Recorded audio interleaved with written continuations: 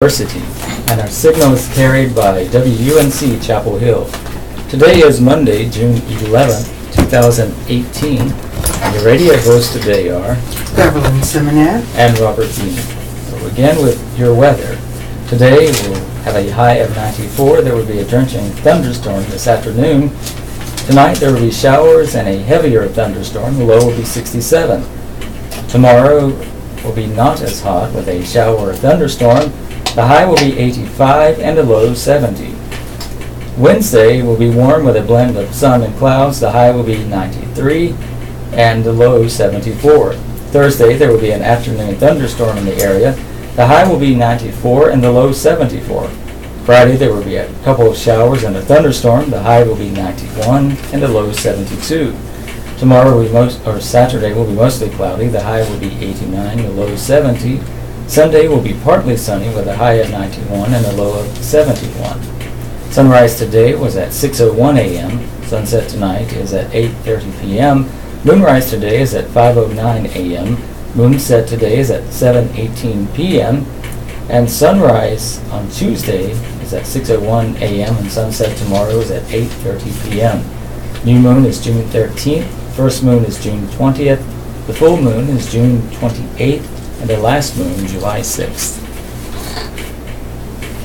Today in history. Today is Monday, June 11th, the 162nd day of 2018. There are 203 days left in the year. Today's highlight. On June 11, 1776, the Continental Congress formed a committee to draft a Declaration of Independence calling for freedom from Britain. In 1770, Captain James Cook, commander of the British ship Endeavour, discovered the Great Barrier Reef off Australia by running onto it. In 1919, Sir Barton won the Belmont Stakes, becoming horse racing's first Triple Crown winner. In 1942, the United States and the Soviet Union signed a Lend-Lease agreement to aid the Soviet war effort in World War II. In 1947, the government announced the end of sugar rationing for households and institutional users, for example, restaurants and hotels, as of midnight. In 1959, in motor racing's worst disaster, more than 80 people were killed during the 24 hours of Le Mans in France when two of the cars collided and crashed into spectators. In 1962, 3 prisoners at Alcatraz in San Francisco Bay staged an escape, leaving the island on a makeshift raft. They were never found or heard of again. Birthdays. Comedian Johnny Brown is 81. International Motorsports Hall of Famer Jackie Stewart is 79. Singer Joey D is 78. Actress Adrienne Bordeaux is 73. Rock musician Frank Beard of ZZ Top is 69 today. Rock singer Donnie Van Zant is 66. Actor Peter Bergman is 65. Pro Football Hall of Famer Joe Montana is 62 today. Actor Hugh Laurie is 59. Actor Peter Dinkling is 49. Country musician Smiling J. McDowell is 49.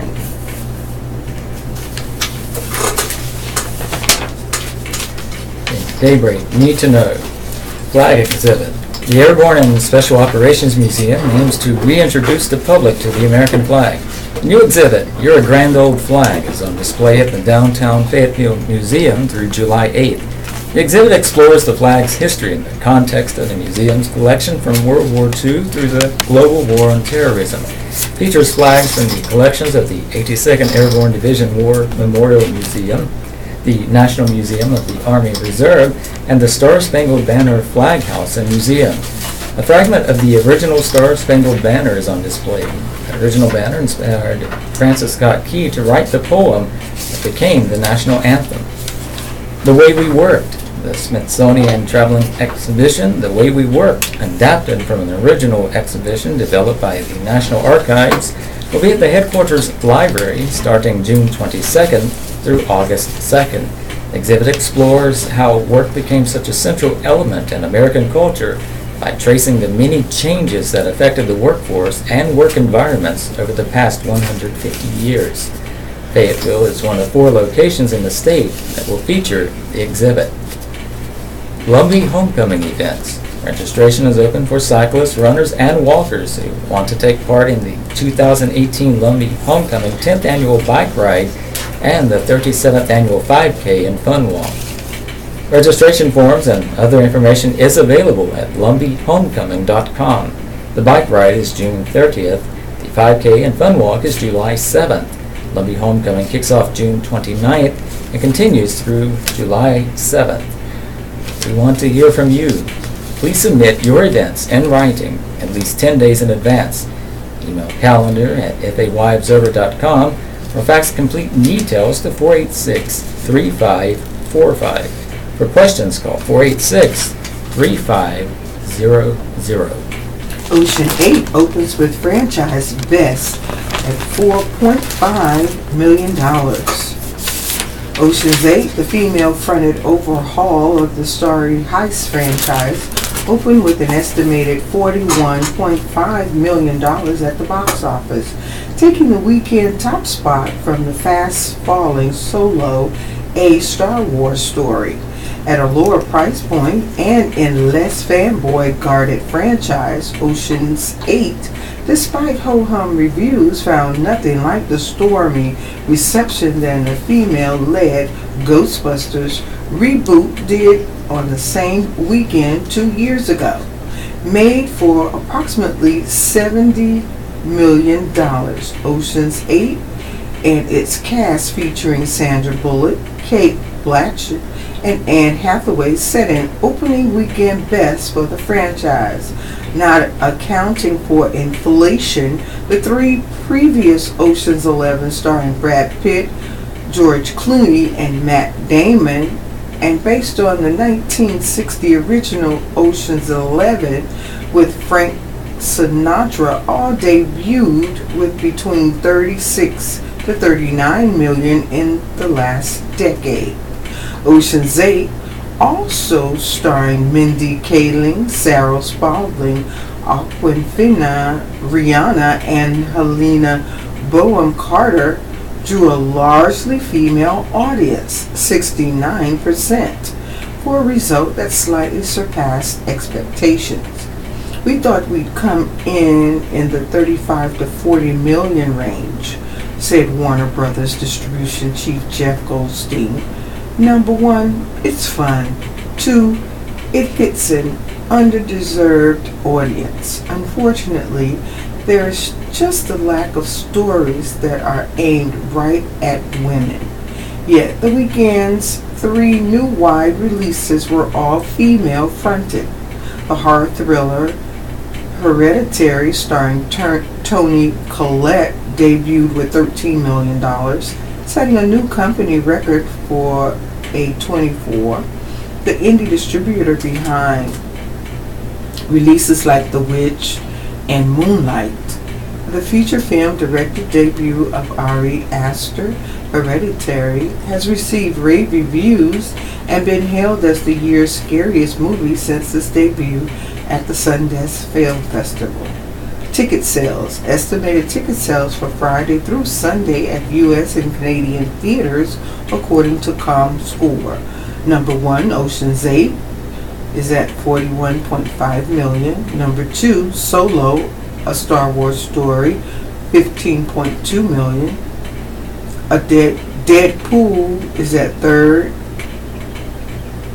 Fourth place, Hereditary at 13 million. 5, Avengers Infinity War at 6.8 million. 6, Adrift, 5.1 million. 7, Book Club, 4.2 million. Hotel Artemis, 3.2 million in 8th place. 9th place, Upgrade at 2.2 million. And 10th place, Life of the Party at 2.1 million.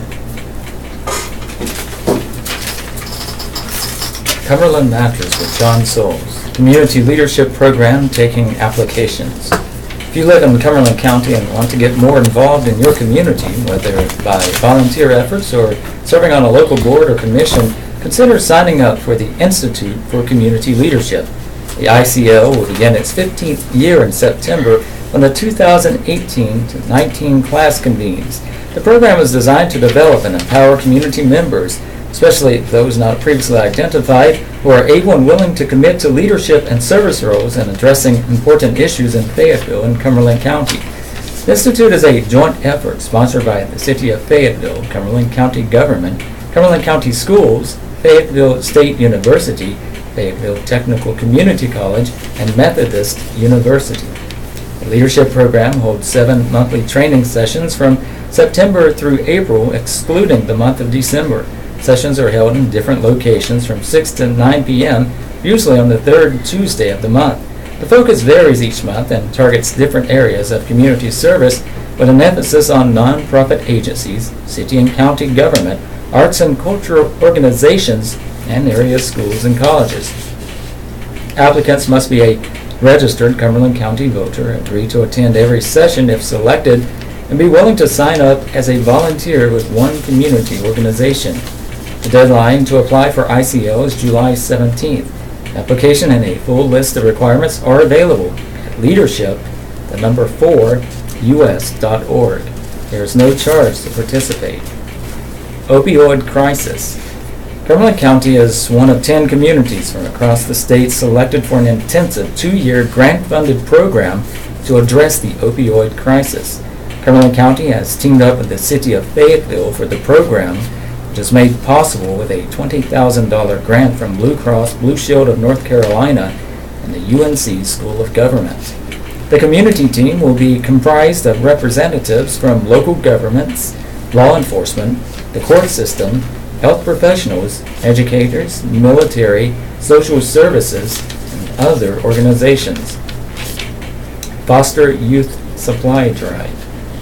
The Cumberland County Workforce Development Board and NC Works Career Center are collecting luggage and toiletry items for youth and foster care as part of a statewide workforce services project. The donated items are needed for youth and foster care as they transition from one home to another. Drop off donations at the Cumberland County NC Works Center on 414 Ray Avenue in Fayetteville through June 30th.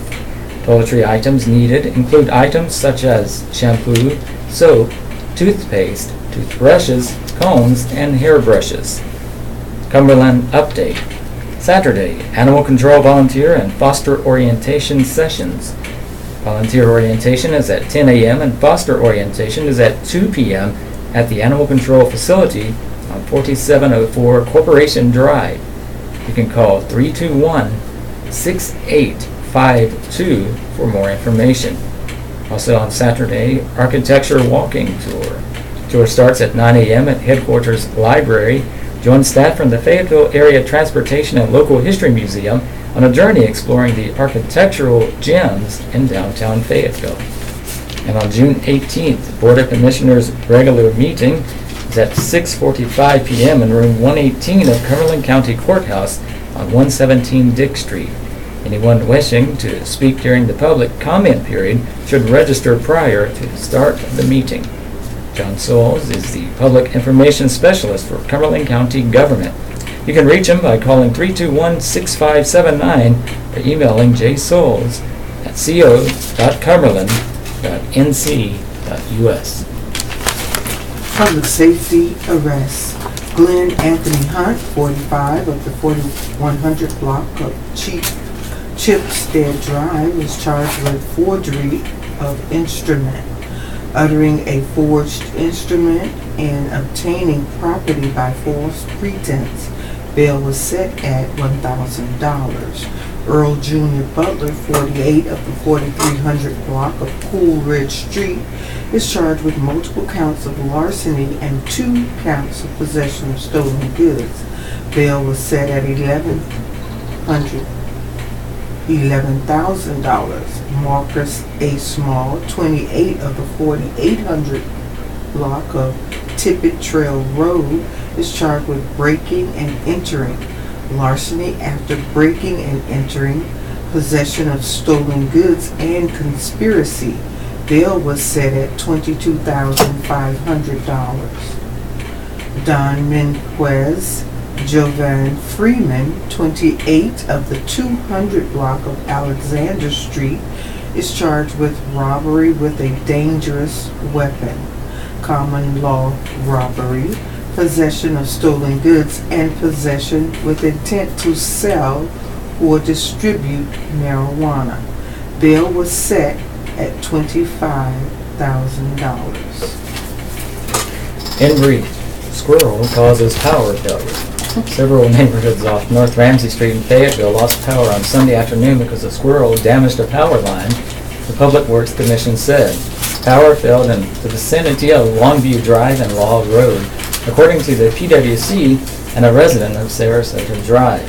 It went down at 4:29 p.m. at or near Sarasota Drive and was restored by 6:05 p.m., the PWC said.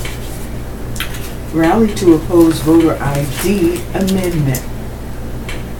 A Fair Votes Revival rally is planned for Fayetteville by opponents of plans to require voters to present a government-issued photo ID card in order to vote.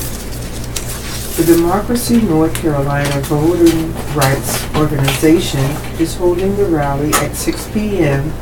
Tuesday at Evans Metropolitan AME Zion Church, located at 301 North Cool Spring Street. North Carolina legislature has a proposed amendment to the state constitution pending that would require a voter to present photo identification to poll workers in order to cast a ballot. If the legislature approves the amendment, it would be put on the ballot for the approval by the state voters in the November general election and implemented in the 2019 elections. Critics on the political left contend that some North Carolina residents have a hard time getting or keeping a current government-issued ID card. For example, in some rural parts of the state, the local driver license offices are only open a few days a month. They contend that a photo ID requirement for voters is designed to prevent poor and minority voters from voting. They point out that voter fraud is most likely to occur with mail-in absentee ballots, and photo ID is ineffective at preventing that. Those on the political right say photo ID is necessary to prevent people from voting under someone else's name. North Carolina had a photo ID law in place for the March 2016 primary elections. The law was later overturned in a federal lawsuit. Staff writer Paul Wolverton can be reached at pwolverton@fayettevilleobserver.com and 910-486-3512. This is the Southeastern North Carolina Radio Reading Service, a United Way partner agency. We broadcast from the campus of Fayetteville State University, and our signal is carried by WUNC Chapel Hill. As a nonprofit agency, we rely on public donations. We request your support to continue our services. When thinking about charitable donations, please keep the Southeastern North Carolina Radio Reading Service in mind. Our address is P.O. Box 35029, Fayetteville, North Carolina 28303. If you have any questions or comments, please call area code 910-672-1600 or toll free at 1-844-709-5656. Your radio hosts are Beverly Seminat. and Robert Bean, and we are proud to serve you today. Bragg soldier found dead in barracks. Fort Bragg soldier was found dead in his barracks Friday, the 82nd Airborne Division said Sunday. Private First Class Justin Kriska, 24, of St. Louis, Missouri, was a wheeled vehicle mechanic assigned to 1319 Airborne Field Artillery Regiment, 3rd Brigade Combat Team, 82nd Airborne Division. Military officials do not suspect foul play, and Kriska's death is under investigation. Heartfelt condolences and sympathy go out to his family and friends and the Fox Company family, said Lieutenant Colonel Jeffrey Munn, Commander 1st Battalion, 319th Airborne Field Artillery Regiment, in a statement. Kriska joined the Army in May of 2017. On completion of basic combat training, advanced individual training, and the basic airborne course, he was assigned to the 82nd Airborne Division in April. Kriska's awards decorations include the National Defense Service Medal and the Parachutist Badge. Private First Class Kriska's time with us was short. He will always remain in our hearts and thoughts as we move forward to accomplish the mission and live in honor of him, Munn said. Pride Fest to promote diversity. A Fayetteville group promoting gay, lesbian, and transgender rights hopes its first Pride Fest becomes an annual event. The festival is planned for June 22nd from 6 to 9 p.m. in Lafayette Park in downtown Fayetteville. We're really excited, said Emily Lenning, a board member with the Fayetteville Pride. It is, as far as we know, the first Pride Festival we've had in Fayetteville. A nonprofit, Fayetteville Pride, was formed about a year ago, Lenning said. It seeks to serve the local gay, lesbian, bisexual, and transgender community and promote diversity and inclusivity. The group has already held several events, Lenning said, including a picnic in September that attracted more than 300 people. The group has more than 1,000 followers on Facebook. There's a lot of progress that's happened in the last year, Lenning said. Lenning said Fayetteville Pride includes a youth council and hopes to become an umbrella organization for other groups. The group's ultimate goal, Lenning said, is to open a community center for LGBTQ people. Fayetteville is a very diverse community, and we have a rather large LGBTQ community, and there's simply not enough resources for those community members, Lenning said. We saw a need, and we're trying to kind of fill that void. We're trying to make Fayetteville a more inclusive city. The Pride Fest will feature DJ, vendors, and food, Lenning said. Information about the group will be available. Lenning said future festivals will also be held in June, which is LGBTQ Pride Month. The date stems from the June 28, 1969 riots which took place at Stonewall Inn, a gay bar in Manhattan. The event is considered the origin of the modern gay rights movement. More information about Fayetteville Pride and Pride Fest is available by emailing fayncpride@gmail.com. The group also has Facebook, Snapchat, and Instagram pages. Staff writer Roger Mullen can be reached at rmullen@fayettobserver.com or 486-3561. Inside politics, DeVore says she'll disavow misleading ads. Republican State House candidate Linda DeVore says she won't tolerate misleading advertising in her campaign to unseat Democratic incumbent Billy Richardson in the House 44 district race. Her comments followed an announcement by the North Carolina Republican Party that Democrats who voted against the annual state budget this year will face a budget accountability ad campaign. The campaign will say the Democrats voted against school safety, teacher raises, money for clean water and money for disaster relief. The Democrats voted against the state budget, which was a product of the Republican-controlled legislature, as they felt the Republican spending plan spent too little on those items, not because they oppose those items. So DeVore thinks it's wrong for anyone to suggest the Democrats oppose those issues.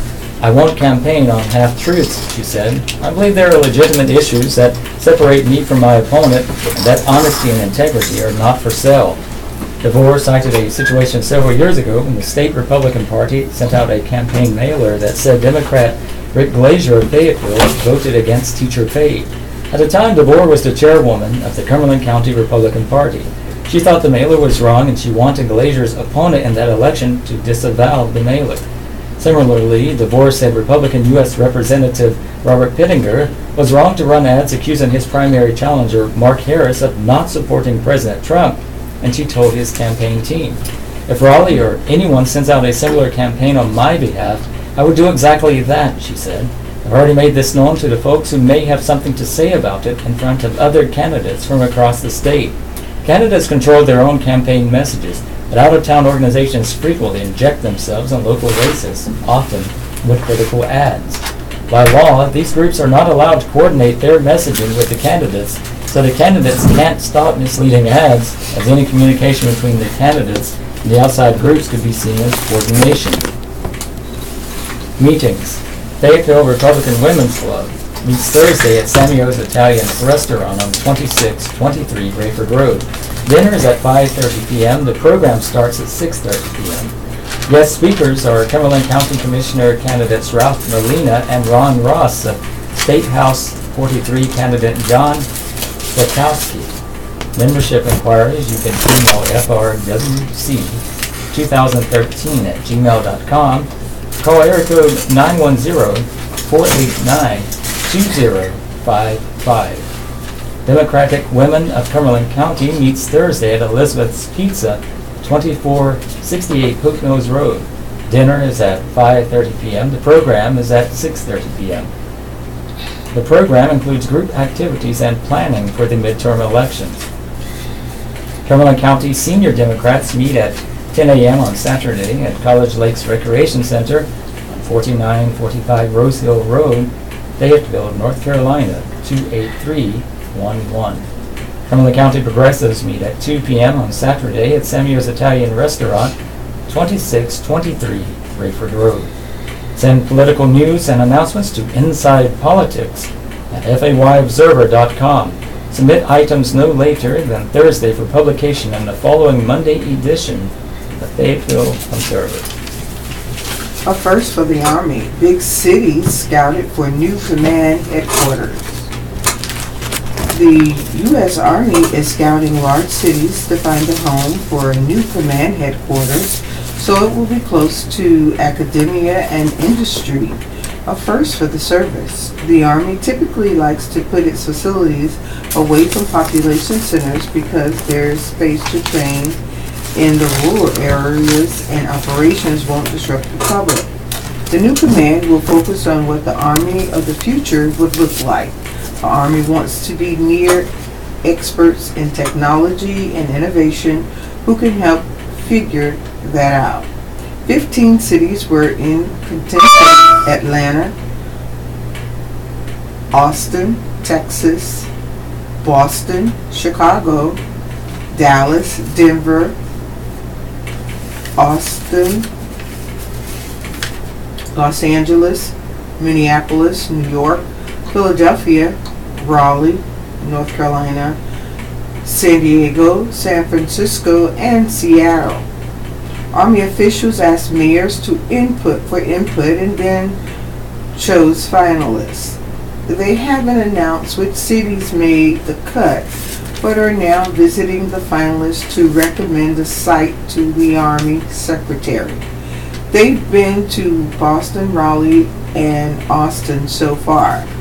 The site for the Futures Command headquarters is expected to be announced by the end of June. We're looking at the best of what America has to offer when it comes to technology and industry and education, said Army Colonel Patrick Cyber. spokesman for the Army Futures Command Task Force. That means we need to get where these folks are. Some questions and answers about the Army's quest. What will the new headquarters do? The wars in Iraq and Afghanistan have been so demanding.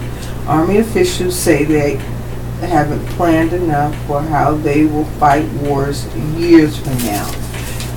Army Secretary Mark Esper has said the present has consumed the future.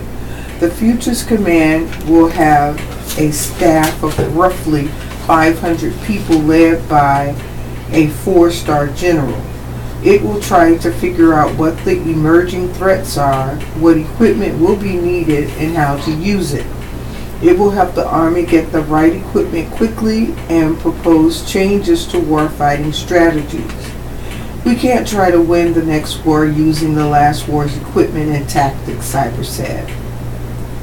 The Army has been discussing ways to modernize for several years. It proposed a study in October to establish a new command.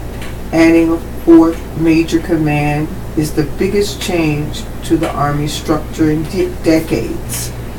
Where could it go? Austin, Raleigh, and Austin are among the finalists selected from the top 15. The Army hasn't said publicly how many finalists there are. The process is designed to give each city the same amount of time to prepare for a visit. The Army is looking for a location that's close to the best talent in academia and industry. It's also considering where people want to live and how much money is spent in each city on research and development, among other factors. Why would a city want it? Jobs, economic activity, and a bond with the Army. Some of the staff will be hired locally. Employees will live near the headquarters and presumably spend money in the area. The Army will lease a large office space and will likely spend millions on the project. The exact figure will be determined by cost in the city that is selected. The Army is also factoring in the cost of security in a downtown area. The goal is to open it by next summer, but the schedule depends on how much renovation the office space needs. No other major city has an Army command like this downtown. How are the cities making their case for it? The Associated Press asked the cities about their pitches. They are telling the Army about their top universities and skilled workers. Some are stressing their proximity to existing military facilities and easy access to transportation. Dallas Mayor Michael Rawlings says his city offers the workforce, research institutions, infrastructure, and quality of life for the future command and to thrive. In Austin, there are many entrepreneurs, college students, and military reservists who could offer the command new ideas, according to the Greater Austin Chamber of Commerce. Los Angeles thinks the Army would be enticed by its economy centered on innovation, its top schools, and its investment in transportation infrastructure, said Anna Barr, a spokesman of for the mayor. Philadelphia thinks its proximity to Washington and several military posts, its international airport and regional trains, and a highly educated and diverse workforce will be a draw, said city spokeswoman Tina Gamble. New York City's recent investment in cybersecurity, urban tech, and innovative technologies align with the vision of the command, according to the city. Denver touts a high concentration of tech workers, plus a culture that's enticing tech businesses to locate there. Some cities are not commenting publicly on the project, including Raleigh and Houston. The Army's other major commands are in rural areas: Fort Bragg in North Carolina, Fort Ernst in Virginia, and Redstone Arsenal in Alabama. Former court clerk Tommy Griffin dies. Friends and colleagues say longtime Cumberland County Clerk at Superior Court George Thomas Tommy Griffin was a forward-thinking man who strove to make his office run well for his employees and the public. Mr. Griffin died Saturday following a long period of illness. He was 77. Tommy was a major force at the courthouse, and he was involved in a lot of programs.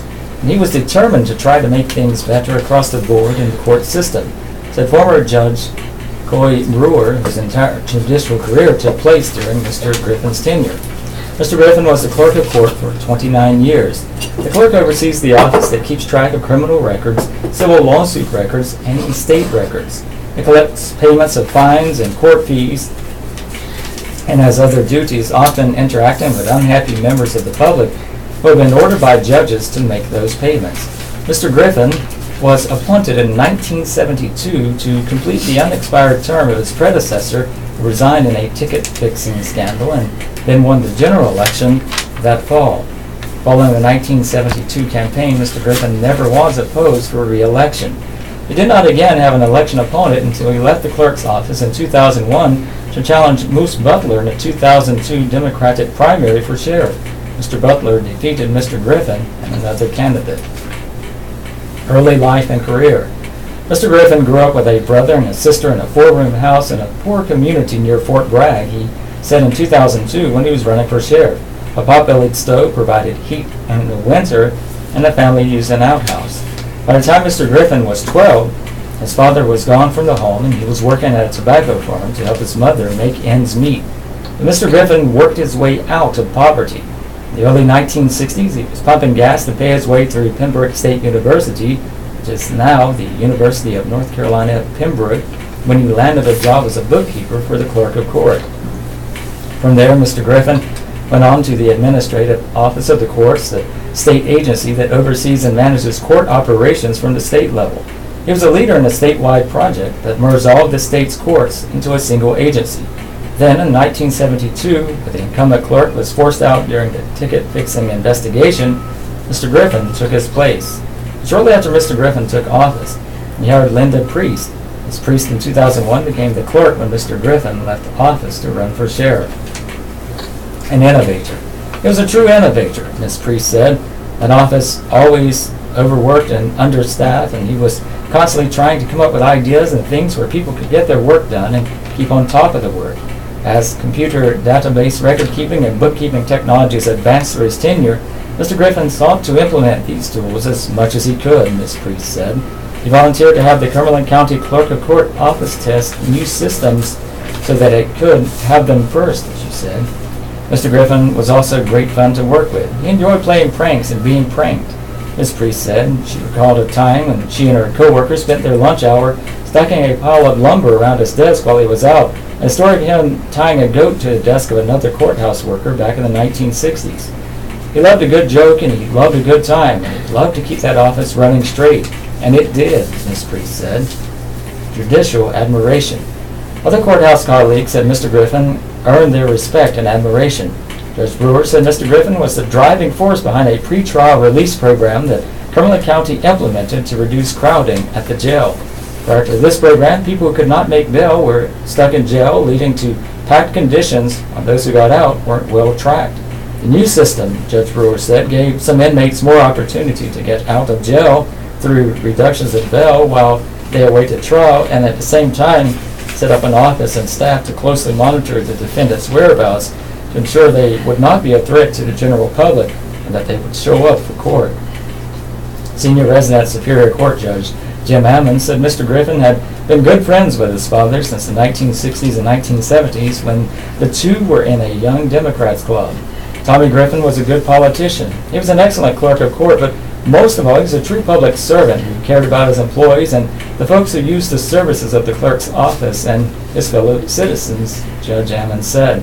Judge Hammond recalled that to help the public, Mr. Griffin obtained listings of property, bank accounts, old stock holdings, the state was about to seize because they appeared to be abandoned. This happens, for example, if a bank loses contact with a customer and can't find him after an extended period of time. Mr. Griffin meticulously scrutinized the list for local people who might be the long-lost owners of those items and call them so they could get their property back, Judge Hammond said. Not only was that a great public service to people, but it was a great political move, he said. Chief District Court Judge Robert Steele was impressed by Mr. ability to hire hardworking, smart people and establish policies and procedures that became models for other courthouses. Judge Steele so respected Mr. Griffin, and Judge Steele was first elected in 1994. He broke tradition and had Mr. Griffin swear him in instead of a local top-ranked judge. Mr. Griffin wore a special suit for the ceremony, Judge Steele said. A kind of a synthetic, double-knot plaid suit that had been left out over the years, Judge Steele said. It was a suit that Mr. Griffin wore when he first was sworn back in 1972, and he used every time since, despite it being woefully out of date fashion-wise, Judge Steele said. Mr. Griffin's survivors include his wife Pamela and 2 sons. Funeral arrangements are pending with Rogers and Brees Funeral Home. We are one. An open letter to the citizens of Fayetteville and Cumberland County.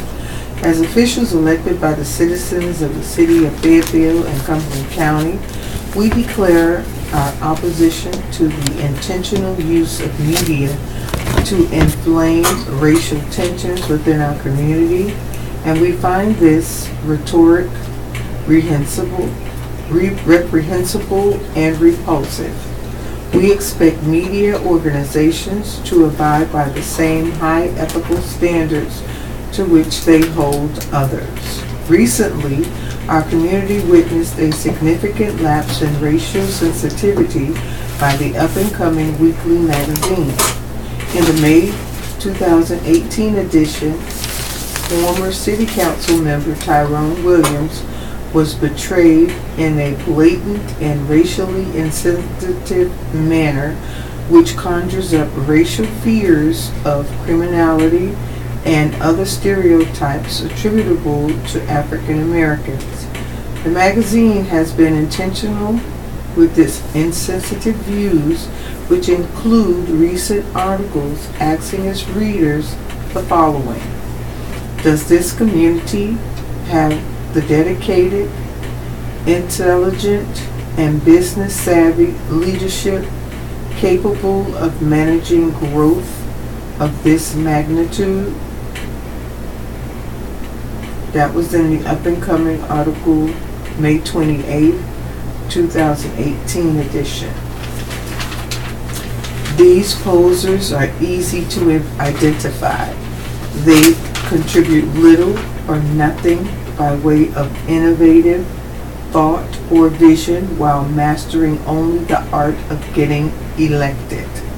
Anyone who attends Fayetteville City Council or Cumberland County Commissioners meetings on a regular basis or watches them on TV can easily identify these governmental freeloaders.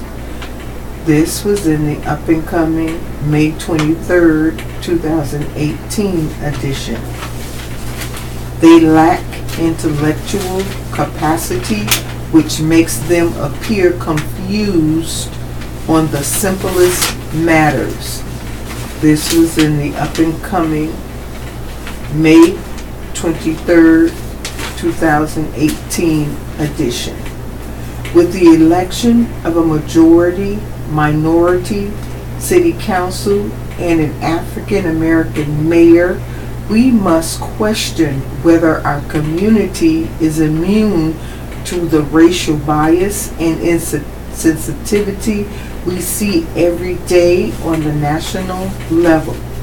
Let's move forward together. We realize that we still have a long way to go to realize the harmony to which we are called as a human family. Tragically, the divisive force of racism continues to be felt across our land and in our society. It is our faith that calls us to see each other as members of the same family.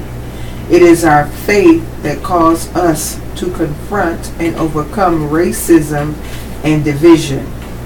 We stand united to make a difference for this community, and we invite all of our community to join us in this effort to eradicate racism and division, and to truly transform our city and county. We must stop thinking the worst of each other and genuinely seek to collaborate, and we can truly make our community as uniquely attractive as it potentially can be. Then we will truly be one Fayetteville once and for all. This is a paid ad with private funds, not taxpayer funds. No taxpayer funds were used. It's signed by Mitch Colvin, Jeanette Council, DJ Hare, Charles E. Evans, Glenn Adams, and Larry Wright. Taking beauty out of beauty pageants by Jonah Goldberg. The Miss America organization announced this week that it will no longer judge women on their outward physical appearance. To that end, the swimsuit competition is gone. We are no longer a pageant, Gretchen Carlson, the group's head, explained. Miss America will represent a new generation of female leaders focused on scholarship, social impact, talent, and empowerment. Before I go on, let me confess my shameful secret. I like looking at really beautiful women, including when they wear bikinis. Still, I never liked beauty pageants very much. I find the ones where little girls to be particularly creepy. Childhood is a precious and finite resource. Once you lose it, it's gone forever. Teaching little girls to obsess over hair and makeup and sexualize their appearance leaves me cold. But that wasn't my complaint about the adult pageants. They always seemed a bit condescending and demeaning to me, but not for the reasons you always hear. It never really bothered me that traditional beauty pageants objectify women. Physical beauty is a huge part of our economy and our culture. Before you go on about this showing how sexist or lookist American society is, physical beauty is a huge part of literally every culture on earth and has been for all time. Notions of beauty are fluid, sure, but the interest in beauty or desirability itself is an expression of human nature. Can it go too far? Absolutely. Can you get rid of it? No. Moreover, this is not because it's a man's world. Glossy women's magazines are run by women and read by women. The beauty industry is valued at more than $400 billion. The average woman spends $15,000 on beauty products over her lifetime. Now, some feminists might claim this is because the patriarchy imposes norms and standards that women feel compelled to follow to get ahead in business and society. I guess there's some truth to this to the extent that many women want to be attractive to men. And guess what? That's also been true everywhere. It's also true that many men want to be attractive to women. If you have a problem with that, take it up with Darwin. The point I'm getting at is that beauty pageants are competitions over who is the most beautiful of the bunch. The effort to turn beauty pageant contestants into public philosophers or would-be stateswomen always struck me as not only unfair, but occasionally cruel. No one asked bodybuilders how they would bring about world peace. I offer my opinions for a living, and I've never been asked that question. Jonah Goldberg's new book, Suicide of the West, is now available wherever books are sold.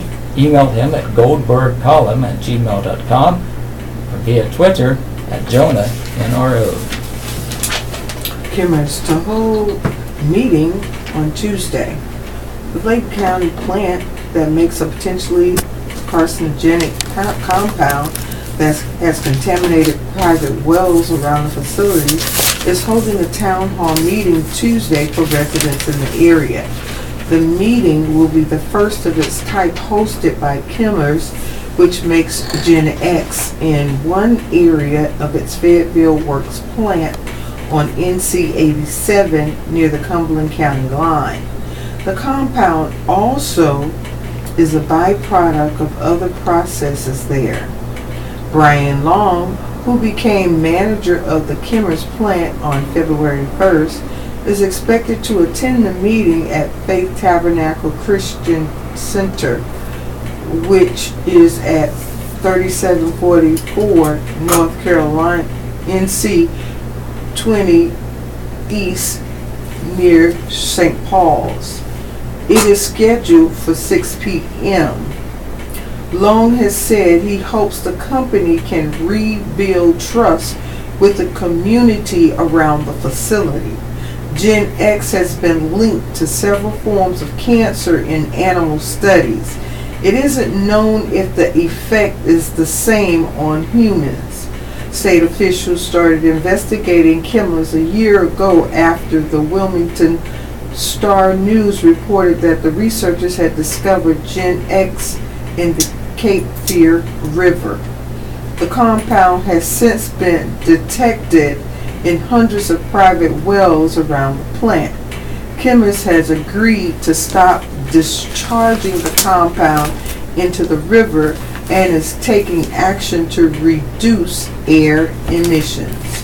Staff writer Steve Devane can be reached at sdevane@fayettevilleobsever.com or 486-3572.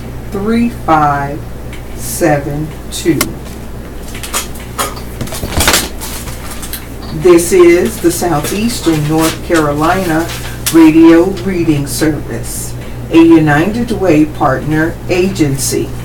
We broadcast from the campus of Fayetteville State University, and our signal is carried by WUNC Chapel Hill. As a nonprofit agency, we rely on public donations. We request your support to continue our services. When making charitable donations, please keep the Southeastern North Carolina Radio Reading Service in mind. Our post office box number is 35029, Fayetteville, North Carolina 28303. If you have any questions or comments, please call us at 910-672-1600 or our toll-free number 1-844-709-5656. Your radio hosts are Robert Dean and Beverlyn Simonette, and we're proud to serve you today. It is the top of the hour, time for the obituaries. Death notices. The following deaths have been reported. Upcoming editions of the Fayetteville Observer will contain complete obituary information. Cumberland County, Robert Edward Jones, 74, of Fayetteville, Jernigan Warren Funeral Home. Juanita Pierce Musselwhite, 89, of Fayetteville, Jernigan Warren Funeral Home. George T. Tommy Griffin, 77, of Fayetteville, Rogers and Breese Funeral Home. Blanche Knight Holland, 86, of Fayetteville, Jernigan Warren Funeral Home. In the Cape Fear region, Arthur Glover, 81, of St. Paul's S&L Funeral Home, Maxton. In Cumberland County, Mary Ann Cofield, 81, died June 9th at the Crossings in Hope County after a long bout with Alzheimer's disease. The memorial service will be held at St. John's Episcopal Church at a date to be announced. Memorials may be directed to St. John's or to the Fayetteville Animal Protection Society. Arrangements by Jernigan Warren Funeral Home. Dwayne Anderson Burns, 58, of Fayetteville, died Thursday, May 10th, 2018. The memorial will be held Wednesday at 1 p.m. at Rockfish Memorial Park. The burial will also be at Rockfish Memorial Park. Services entrusted to Pay Funeral Home and cremations. Juanita Pierce Musselwhite. Mary Juanita Pierce Musselwhite, known to many as Juanita, passed away on Saturday, June 9th, 2018 in Fayetteville, North Carolina at the Whispering Pines Nursing Home. To celebrate her 89 years of life, a funeral service will be held at the Jernigan Warren Funeral Home, Fayetteville, North Carolina at 2 p.m. on Thursday, June 14th, 2018, led by Reverend Scott Foster of St. Andrew's Methodist Church in Fayetteville. Interment will follow at nearby Lafayette Memorial Park. She'll be interred beside her husband of 56 years, James Curtis Musselwhite, who passed away March 19, 2004. Family will receive friends from 1 to 2 p.m. prior to the service at the funeral home. Joe Henderson Morris, 90, passed away June 8, 2018. Memorial services will be held Wednesday, June 13, 2018 at 11 a.m. at Hay Street United Methodist Church, where the Reverend David Blackman officiated. The family will receive friends at the church 1 hour prior to the service on Wednesday. Private burial will follow in Caledonia Methodist Church in Laurinburg with military honors. In lieu of flowers, memorials may be sent to Hay Street United Methodist Church, 320 Hay Street, Fayetteville, North Carolina, 283. A multi-denominational Christ-based 12-step program can include post-traumatic stress disorder, depression, abuse, drugs, alcohol, and more. For more information, call 424 7211 or contact John at 723-2319. Suicide Grief Support Group meets at 6:30 p.m. at Manna Church on 5117 Cliffdale Road, Building A. This is for those who are grieving the loss of a relative, friend, co-worker, or loved one due to suicide. For more information, call area code 910-302-8548. Tia Hart Community Recovery Program meets from 7 to 8 p.m. at 116 East Elwood Avenue in Rayford. For more information, call 848-1872. Al-Anon meets at 7 p.m. at Haymount United Methodist Church Youth Activity Center on 1900 Fort Bragg Road. For more information, call 678-8002. Divorce Care meets from 7 to 8:30 p.m. at Manna Church on 5117 Cliffdale Road. For more information, contact Tim or Tracy at 892-5439. In Christ We Do Recover is an open meeting of the Hope Harbor Christian Mission on US 301 South Service Road. The meeting is from 8 to 9 p.m. and it deals with chemical dependency. For more information, contact Woody at 423-0608 or 424-8800, extension 272. Alcoholics Anonymous has several meetings on Mondays. There are 7 a.m., noon, 5:30, and 8 p.m. meetings at 626 Sandalwood Drive. There's a 10 a.m. meeting at 40 Marion Road in Lumberton. Holy Trinity Episcopal Church on 1601 Rayford Road has a noon meeting. There are noon and 5:30 p.m. meetings at 604 German Street. There are noon and 6:30 p.m. meetings at 401 East 1st Street in Lumberton. Highland Presbyterian Church on 111 Highland Avenue has a 6:30 p.m. meeting. My River Reese on 560 Wilkes Road has a 6:30 p.m. meeting. Spring Lake Methodist Church on 111 North Bragg Boulevard in Spring Lake has a 7 p.m. meeting. United Methodist Church on 4955 Legion Road in Hope Mills has an 8 p.m. meeting. And there's an 8 p.m. meeting at 400 Prospect Road in Pembroke. Alcoholics Anonymous hotlines are 678-8733 or 678-8002. Recovery in Action meets at 8 p.m. at Manna Church on 5117 Cliffdale Road. For more information, call 867-9151. The Landing, a meeting for teens 13 to 18 seeking healing from their hurts, hang-ups, and habits, meets from 5:30 to 8:30 p.m. at Aaron Lake Baptist Church Family Life Center on 1130 Bingham Drive. Narcotics Anonymous. To find weekly meeting times and locations, call 866-418-9500 or visit the website crna.org. People Assisting Victims meets at 7:30 p.m. at Cumberland Community Foundation Building on Green Street. Sex Addicts Anonymous. To find meeting times and locations, call 1-800-477-8191. Take Off Pound Sensibly meets at 5:30 p.m. at First Baptist Church on 202 Summit Drive in Sanford. For more information, call 1-800-932-8677. Visit the website tops.org. It's TOPS.org. And the Fibromyalgia Support Group meets at 4 p.m. Southeastern Lifestyle Center for Fitness and Rehabilitation on 4895 Fayetteville Road in Lumberton. Registration is required by calling 735-2830 or emailing locklc06@srmc.org. Letter to the editor. Everyone has to pay. Driving a motor vehicle is a privilege, not a right, and requires one to be a responsible driver and one who must take responsibility for his or her actions. Motor vehicle laws are for safety and the orderly flow of traffic.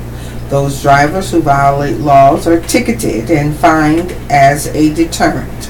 Obviously, the poor people you and the ACLU say shouldn't have to pay traffic fines are actually serial traffic violators and scofflaws.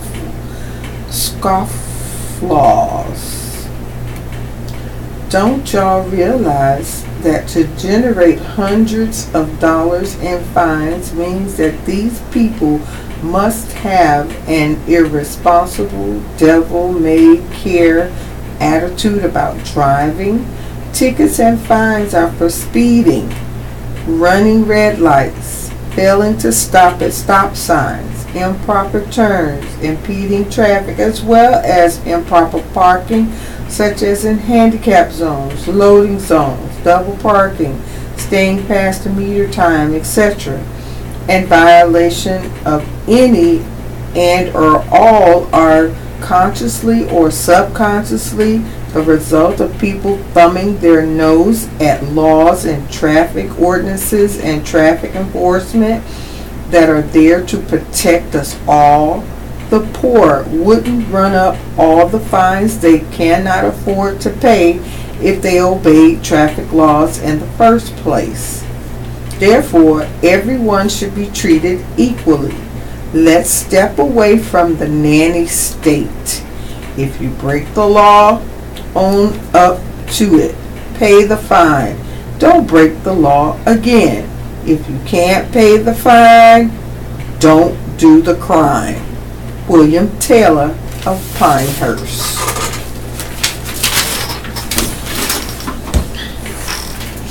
Tough Times Will Demonstrate American Resiliency by Tim White. It's as close as I'll come in my life to leading a ministry. It's a community outreach that put me right in the middle of the most turbulent political ferment we've seen in this country's past century. Until now, anyway.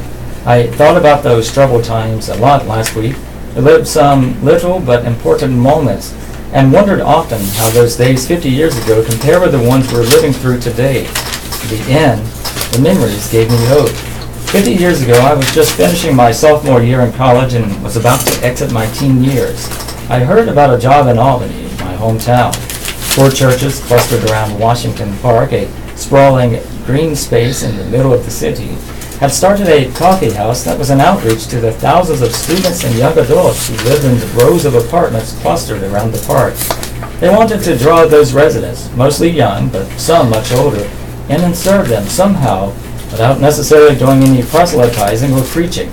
They were looking for someone to manage the coffee house, someone who was young and could relate to the young people whose ideas and beliefs ranged from hippie to soldier. They hired me and a 3-year adventure began. It's the lens through which I view the chaos and fury of the late 60s and early 70s. The coffee house in the basement of one of the churches is called the 8th Step. Last I heard, it's still around, although in a different location. It became one of the premier folk music venues in upstate New York. But getting there was an exercise in full immersion in the political cauldron at the time. We brought in a broad array of acoustic musicians, from the most traditional to in-the-moment songwriters. We had poetry readings and drama, and discussion groups, lots of discussion groups where the patrons sat around oilcloth-covered candle-top tables, sipping coffee or tea and wondering just where this turmoil was taking us as a people.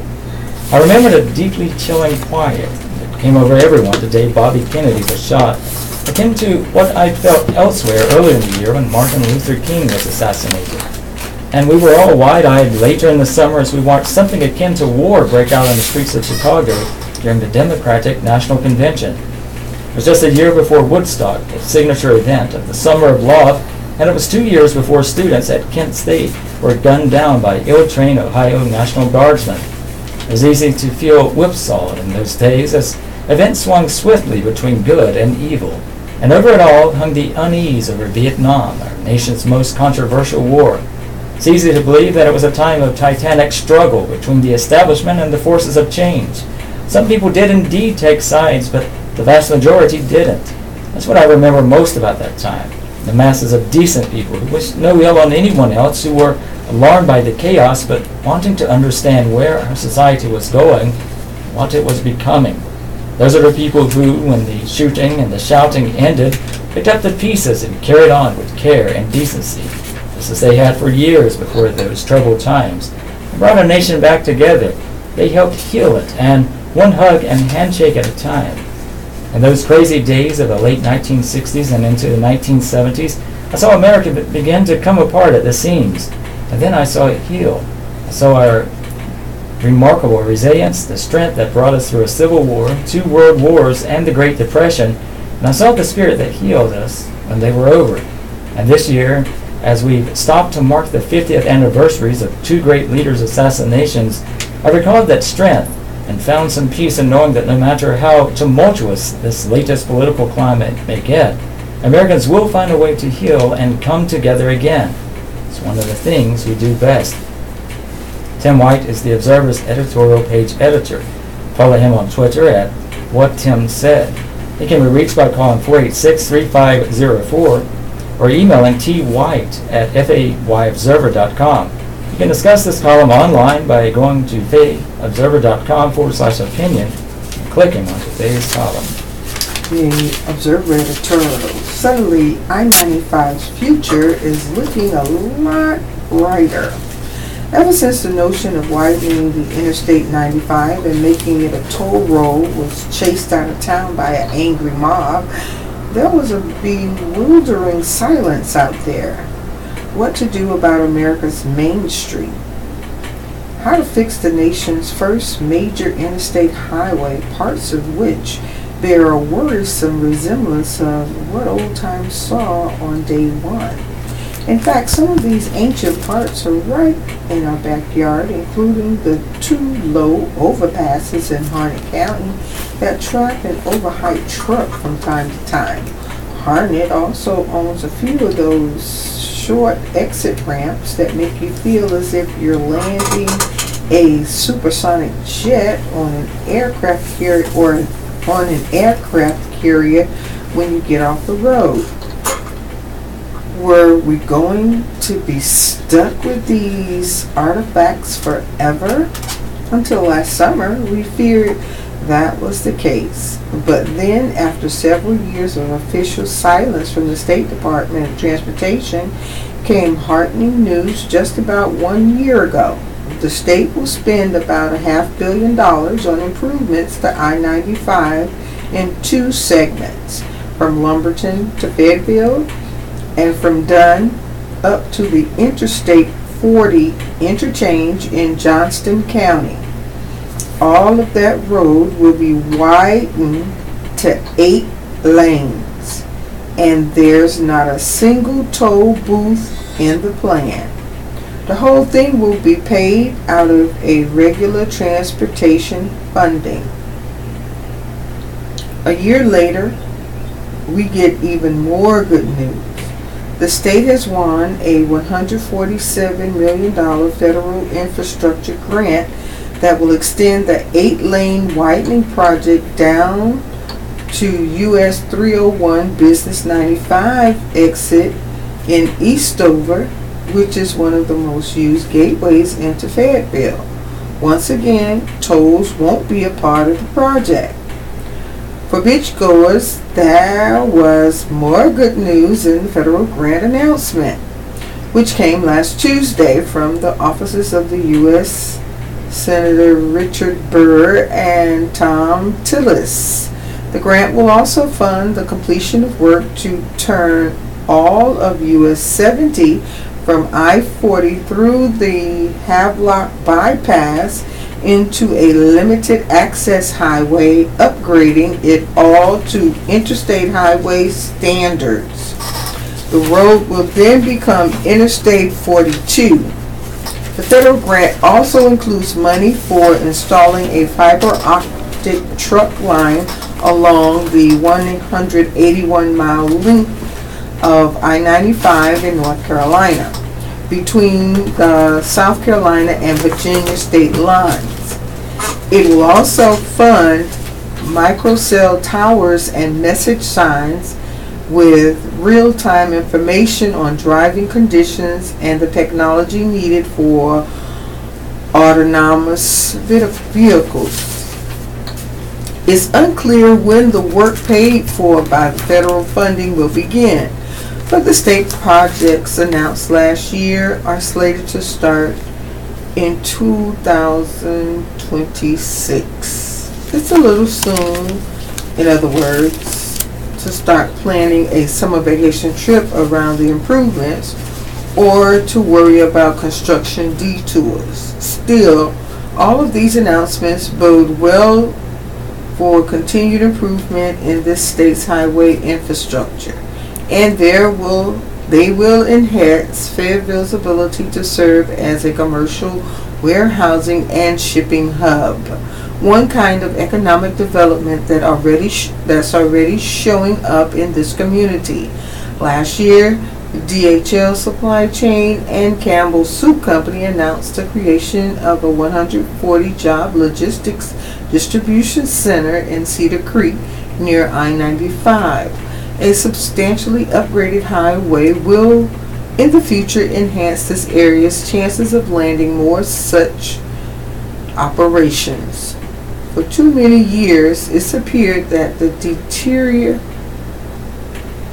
deteriorating conditions and chronic congestion of I-95 would keep such economic development opportunities passing us by.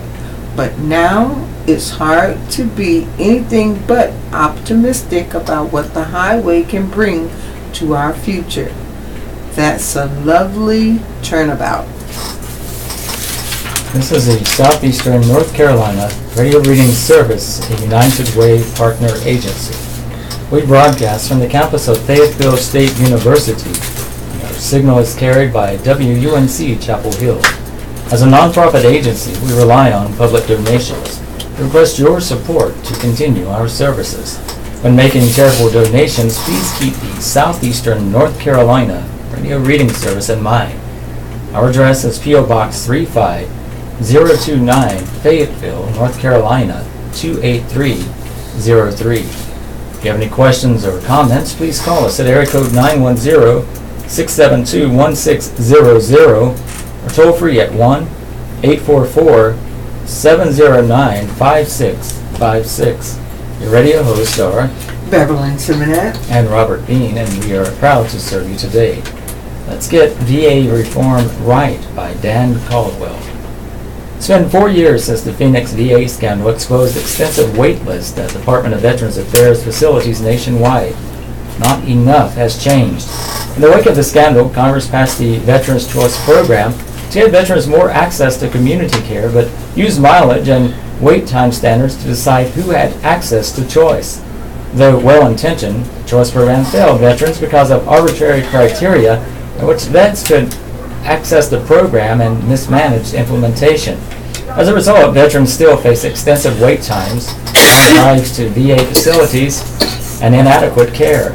Fortunately, the VA Mission Act, signed into law by President Donald Trump Wednesday, will go a long way toward ensuring our veterans finally receive the care they deserve. The bill garnered support from the VA lawmakers of both parties, the White House, and veterans groups like Concerned Veterans for America.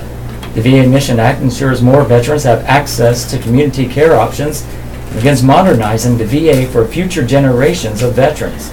It's a common-sense piece of legislation that will streamline processes, strengthen the VA, and empower veterans with choice over their health care. Getting the bill signed into law is only the first step on the road to lasting reform. The department must clearly define eligibility and access standards for veterans seeking community care.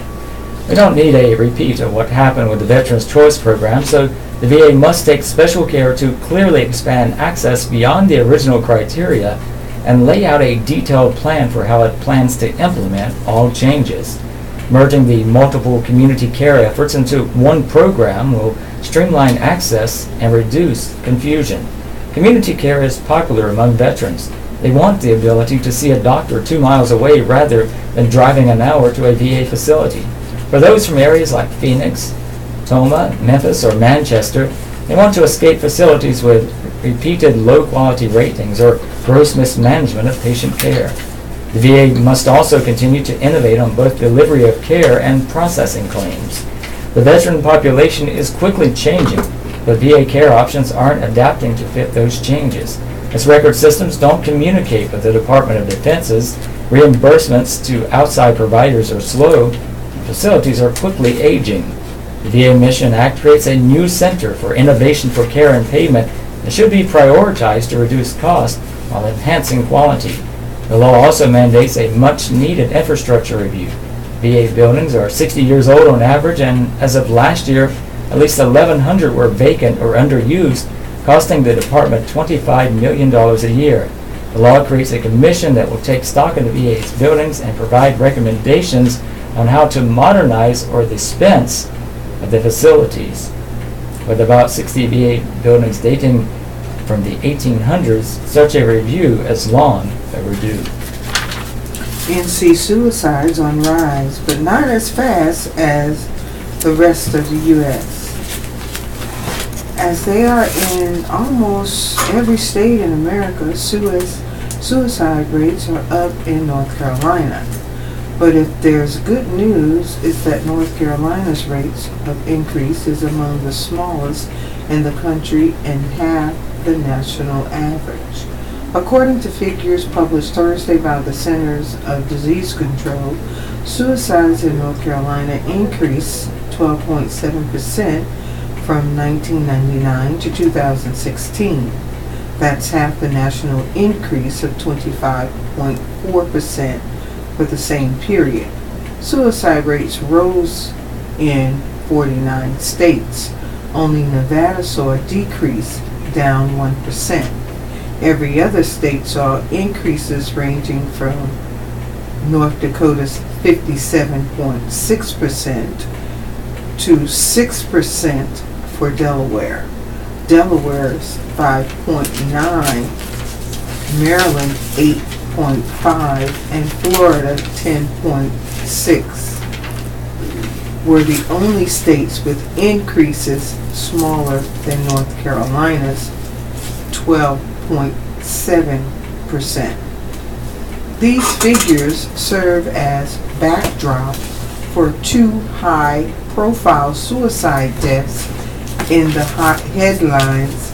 Designer Kate Spade and celebrity chef and author Bourdain both took their own lives this week. The numbers also coincide with local controversy over state budget funding for North Carolina's suicide prevention lifeline call center. Initially, state legislators failed to include funding for the hotline, which fields an average of 255 calls per day and needs $348,558 annually to operate. But State Representative Nielsen Dollar, a Republican from Cary, promised the hotline would absolutely be funded. We've identified a source of funds for the suicide hotline, Dollar told the News and Observer on Friday afternoon. Nationwide, 2016 saw nearly 45,000 suicides committed by Americans 10 years of age or older. Men accounted for 3/4 of all suicides, with the highest numbers among non-Hispanic whites between 45 and 65 years old. Suicide is the number 10 cause of death in the United States, and one of three in the top 10 with a rising rate. The other two are Alzheimer's and drug overdoses. On average, North Carolina sees one suicide about every 6 years. In 2015, the most recent year for which figures have been released, there were 1,379 suicides in North Carolina, according to the Suicide Prevention Resource Center. Mirroring national figures, the most common method was the use of firearms at 56%, hanging came next at 21%, followed by poisoning 17%, and other 6%. Among military veterans in North Carolina, 73% of the suicides are by firearms. Veterans have a suicide rate more than double that of non-veterans, 32.9 per 100,000 compared to 15.2 according to North Carolina Injury and Violence Prevention. The rate is even higher for younger veterans between the ages of 18 and 34. From 2011 to 2015, the age bracket's suicide rate of 72.1 per 100,000 was nearly 6 times the rate for non-veterans the same age. Circumstantial factors include depression, mental and physical health issues, and death of friends and family. For both sexes in North Carolina, about 1/3 left a suicide note and almost 1/4 disclosed suicidal intentions to someone else. In terms of prevention, the last point is key. Barbara Lowe, a licensed psychologist in Durham who works with a lot of suicide cases, said the best thing you can do is directly ask someone if they are considering suicide. There's this idea that we should be afraid to put the idea in anybody's head, said Lowe, who has also lived through the suicide of a close family member. But you should ask, and if there's any leeway, if it's not an emphatic, I am safe, ask the next question. Do you have a plan, a method, access? If they answer yes to any of that, you need to get them to help. Help is available from the National Suicide Prevention Lifeline. The number is 800-273-8255. Once again, that's the National Suicide Prevention Lifeline. That number is 800-273-8255. 74 years later, Ohio veteran remembers parachuting into Normandy on D-Day by Andrew Atkins, Gatehouse Media, Ohio, Columbus, Ohio. Donald I. Jockaway remembers the blitzing heat of a bullet flying by his face. Jockaway, now 95 and a resident of Johnstown, jumped with the 82nd Airborne's 508th Parachute Infantry into Normandy 15 minutes after midnight on June 6, 1944, D-Day. Storms of flak rocketed through the sky around Jockaway as he parachuted down. He landed in a tree in a churchyard. It took him 10 days to reunite with his company, in which time he traveled with the British and another U.S. company. He fought through Normandy for 37 days. Europe had been under occupation for 3 to 4 years, Jockaway said. They had fortified Normandy. Everyone was just like slaves. Some 156,000 American, British, and Canadian forces landed on 5 beaches along a 50-mile stretch of France's Normandy coast, where they met stiff resistance from well-entrenched Germans in concrete bunkers placed at strategic points along the coast and beaches with mines and other anti-tank obstacles, as well as wooden stakes, barbed wire, and metal tripods to impede landing craft and the movement of troops once ashore. Within 3 months, however, the northern part of France would be freed by more than 2 million Allied troops, and the invasion force would be preparing to enter Germany, where it would meet up with Soviet forces moving in from the east. Jockaway continued to fight until a sniper bullet struck him in the chest on January 31st, 1945. He recovered in an English hospital until that August. Then he was sent home. It's important to continue to remember D-Day today because of the bravery of service members such as Jockaway, said Ron Albers, Vietnam veteran and retired Ohio National Guard colonel. Those people never knew when they were coming back, he said, and many didn't come back. Jockaway's company went into Normandy with 130 men and came out with 30, he said. More than 20,000 dead were among the total of approximately 124,400 American Army casualties between D-Day and the end of August 1944. The 1st Canadian and 2nd British armies had nearly 16,000 killed among their 83,000 casualties.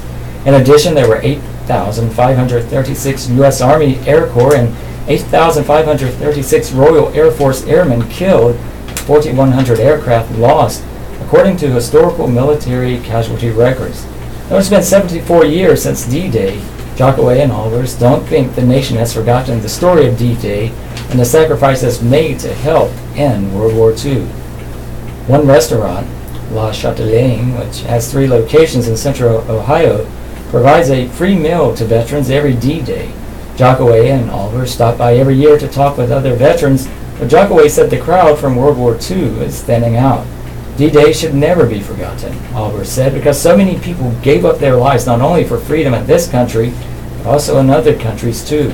Because we won, we still have the freedom we have in this country, he said. Global readiness. Europe exercises demonstrate 82nd Airborne Division's reach. The All-Americans have descended upon the former Iron Curtain. An 82nd Airborne Division-led exercise saw paratroopers drop in for Poland, Lithuania, and Latvia in recent days, known as Swift Response. The annual multinational airborne exercise involved thousands of U.S. troops and several international partners. At the same time, a massive U.S. Army Europe-led exercise known as Saber Strike is underway across Europe. A Saber Strike includes operations in 4 countries: Estonia, Latvia, Lithuania, and Poland. It includes more than 18,000 troops from 19 partner nations. The massive shows of force are meant to assure European allies while deterring potential enemies in the region. The swift response, the American military demonstrated its ability to move troops along lines distance on short notice, highlighting the Global Response Force mission. More than 6,000 paratroopers from the 82nd Airborne Division and British Army's 16th Air Assault Brigade made non-stop flights from Fort Bragg to Eastern Europe, traveling more than 4,300 miles before leaping onto drop zones near Riga, Latvia, and Rukla, Lithuania on Saturday. This is about exercising our strategic reach for global readiness, said Major General Eric Kurilla, the commanding general of the 82nd Airborne Division. We must get off the ground in 18 hours. Then once we're in the air, we've got to extend our legs by traveling cross-continent without touching down. A day earlier, paratroopers from the 173rd Airborne Brigade Combat Team based in Italy jumped onto a drop zone near Miroslavia Airfield in Poland. Following the airborne assaults, paratroopers conducted several follow-on missions, some of which remain underway. The soldiers are expected to return to Fort Bragg later this week, and the leaders said they'll bring back important lessons learned. We conducted a full outload alert sequence and deployment. Back on Fort Bragg, we flew non-stop over the Atlantic and inserted paratroopers into 2 different countries nearly simultaneously, Kurilla said. After the joint forcible entry, we will fight our way onto multiple follow-on objectives. This kind of complex, realistic training will pay dividends in readiness across all echelons. In past years, paratroopers have dropped into Poland and Germany as part of the swift response exercises. They are the largest multinational airborne exercises held in Europe since the end of the Cold War. They have been conducted with a clear eye towards an aggressive Russian regime looming over NATO allies and other partners in the east of Europe. By parachuting into Baltic states, U.S. troops demonstrated that the Global Response Force tasked with deploying anywhere in the world on short notice provides capability to quickly reinforce European allies close to Russia's borders. Last week on Fort Bragg, American and British paratroopers trained side by side ahead of the operation. Soldiers from the 1st Battalion, 508th Parachute Infantry Regiment, and 5th Squadron, 73rd Cavalry Regiment of the 3rd Brigade Combat Team ready Thursday alongside paratroopers from the UK 3rd Battalion Paratroop Regiment, part of the 16th Aerosol Brigade. At Green Ramp, hundreds of paratroopers conducted jump training. British Army Major Andrew Fox, commander of the British paratroopers, said his soldiers had been welcomed to Fort Bragg several weeks ago. They jumped into the 82nd Airborne Division's annual airborne review as part of All-American Week last month. In the week since, they conducted several training jumps and a live fire exercise on Fort Bragg's ranges. Fox, who leads 3 para-sea companies, said about 100 British paratroopers were preparing for swift response. During exercise, the soldiers would operate as a subordinate unit to the 1st Battalion 508th Parachute Infantry Regiment, also known as 1 Fury. The training is not unusual for British paratroopers at Fort Bragg. Paratroopers from the 16th Aerosol Brigade travel to train alongside 82nd Airborne Division soldiers several times a year, Fox said. Each rotation builds on the last, he said, and ultimately strengthens the partnership between the airborne units. We get better each time, Fox said. They've laid out some incredible training for us. While British and American paratroopers were preparing at Green Ramp, other partner forces from within the U.S. military were enabling exercises on Pope Field. More than 90 airmen from Joint Base Lewis McChord, Washington, and Joint Base Charleston, South Carolina, partnered with airmen from the 42nd Air Mobility Operations Group to prepare 9 C-17 Goldmasters for the exercise. Air Force Colonel Anthony P. Tony Angelo, commander of the 446th Operation Group from JBLM, said the airmen share a mentally with their 82nd Airborne Division counterparts. The whole idea is to respond rapidly throughout the globe, he said. We are ready to go at a moment's notice. The 82nd Airborne Division's long-range capabilities set in part from other conventional forces, but those capabilities depend on Air Force crews and planes being ready to propel them around the world. Angelo says swift response, as the nation's premier crisis response training event, helps strengthen the partnerships that enable a global response force within the U.S. military and along the international partners. It's a great opportunity, he said. It's crucial to building confidence. In addition to airmen from Washington, South Carolina, and Pope Field, crew of KC-10 and KC-135 aero refueling tankers supported the swift response mission, ensuring that C-17s laden with paratroopers would not need to land during their long trek across the Atlantic Ocean and deep into Europe, Angelo said. Deep Air Force planning teams arrived in Fort Bragg to prepare for the exercise a week before the planes launched from Pope Field. Angelo said the training helps each force understand the limitations and capabilities of the other and helps improve future missions. The jumps into Eastern Europe came several days after the 74th anniversary of parachute landings in Normandy, France, and early hours of D-Day. Fox said the latest airborne operations were a continuation of the shared history between his nation's airborne forces and those of the 82nd Airborne Division. If you look back at it, it's the same history, he said, from Normandy to Market Garden to Iraq and Afghanistan.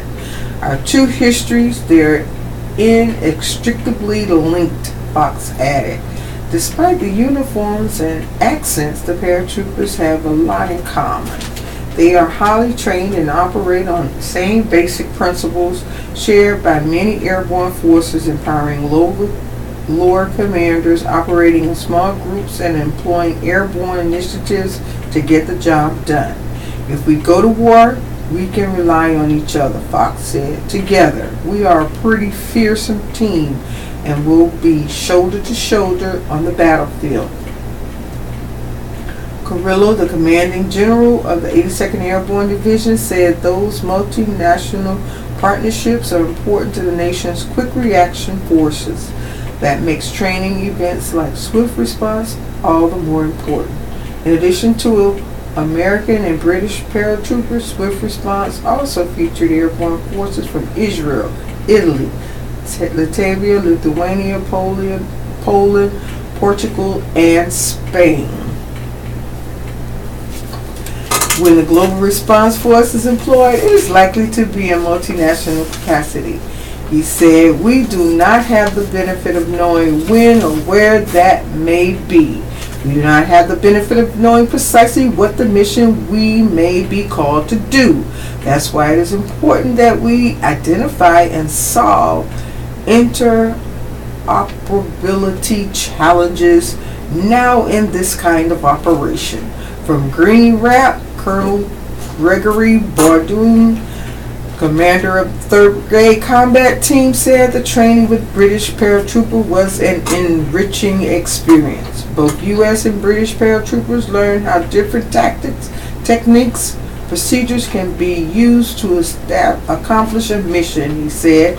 In swift response, this training period would pay off as a Fury and 3 paratroopers would jump and conduct tactical field exercises together. He said swift response was the type of mission for which paratroopers trained and soldiers were eager to jump into a drop zone half a world away. Panther paratroopers, especially those in 1 Fury, will come away from this with a deeper understanding of what they in the brigade can accomplish. Bardune said it's tough for a young paratrooper to envision that with short notice he or she is capable of jumping into any drop zone in the world and will possibly be engaged by the enemy even before they hit the ground. Swift response will be great training for the brigade while instilling confidence in paratroopers they can perform a hallmark mission of the 82nd Airborne Division, a mission that sets us apart from every conventional unit in the world, he said.